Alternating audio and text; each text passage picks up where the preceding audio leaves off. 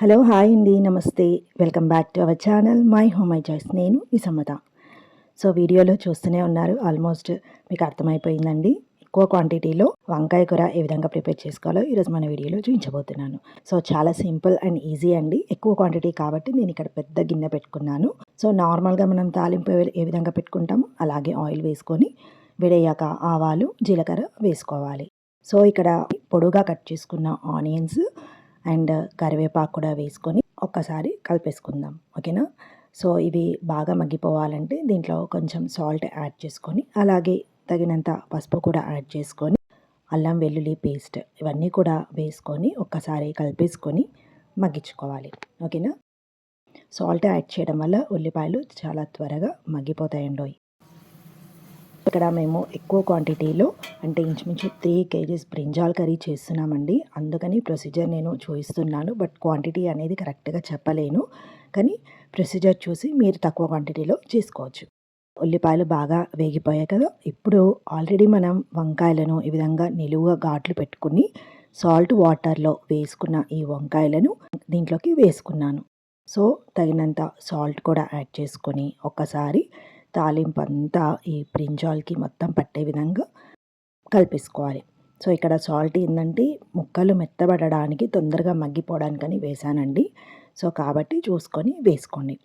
మూత పెట్టి ఒక 10 నుండి 15 నిమిషాలు అలా ఉడకనిస్తూ ఉండాలి. మధ్య మధ్యలో తీస్తూ కలుపుతూ చూసుకుంటూ ఉండండి, లేదంటే కర్రీ మాడిపోతుంది. సో ఈ విధంగా కాస్త ముక్కలు ఇంచుమించు 70% అలా ఉడికిపోయిన తర్వాతనే మీకు ఎంత కారం తింటారో ఆ విధంగా చూసుకొని కారం పొడి అండ్ తగినంత సాల్ట్ యాడ్ చేసుకొని మంచిగా కారం పొడి ముక్కలకంతా పట్టే విధంగా కలిపేసుకోవాలి. సో ఇక్కడ ముక్కలు మాత్రం ఉడికిపోయిన తర్వాతనే కారం పొడి వేయాలండి. ఇది అస్సలు మర్చిపోవద్దు, లేదంటే ముక్కలు తర్వాత ఉడకవన్నమాట. కాబట్టి ఇలా కారం పొడి వేసుకొని కొన్ని వాటర్ యాడ్ చేసుకోవాలి. అంటే మనం గ్రేవీ కోసం మనం ఎంత గ్రేవీ కావాలనుకుంటున్నామో దానికి తగ్గట్టుగా వాటర్ యాడ్ చేసుకొని బాగా కలిపేసుకొని ఉడికించుకోవాలి. సో ఇది ఉడికే లోపల మనం దీనికి గ్రేవీ ప్రిపేర్ చేసుకుందాం, ఓకేనా. గ్రేవీ కోసం నేను ఇక్కడ ఆనియన్స్ అండ్ టమాటో, కాజు, దాల్చిన చెక్క, షాజీరా, అలాగే ఇలాచి ఇవన్నీ కూడా వేసుకొని వేయించుకొని చల్లారనిచ్చాను. సో మనం నార్మల్గా పన్నీర్కి చేస్తాం కదండి, ఇంచుమించు ఆల్మోస్ట్ అదే అనమాట. సో ఇంతకుముందు మేము ఇలాంటి గ్రేవీ వేసేవాళ్ళం కాదు, కానీ ఇలా గ్రేవీ చేసి కర్రీలో వేశాక టేస్ట్ ఇంకా బాగా మంచిగా అనిపించింది. సో అప్పటి నుండి ఈ విధంగా ప్రిపేర్ చేసుకొని గ్రేవీ వేస్తున్నాం.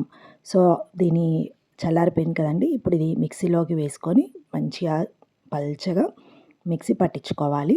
సో ఈ విధంగా అనమాట. మీరు చూస్తుంది బాష్ బ్రాండ్కి సంబంధించిన ప్రో మిక్సర్ గ్రైండర్ అండి. ఇది చాలా ఎక్సలెంట్ వర్క్ అవుతుంది. ఇప్పటివరకు మేము 2 పర్చేజ్ చేసామన్నమాట, అంత బాగుంది.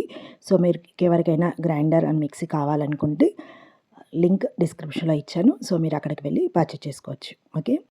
ఈ విధంగా చేసుకున్న గ్రేవీ ఉంది కదా, ఇది దీంట్లోకి యాడ్ చేసుకుంటున్నానండి. అలాగే పల్లీల పొడి అండ్ నువ్వుల పొడి ఇవి 2 కూడా ఈ కర్రీలోకి వేసేసుకుంటున్నాను. సో ఇది కూడా గ్రేవీ కోసం అనమాట. ఇది వేయడం వల్ల కూడా చాలా బాగుంటుంది టేస్ట్.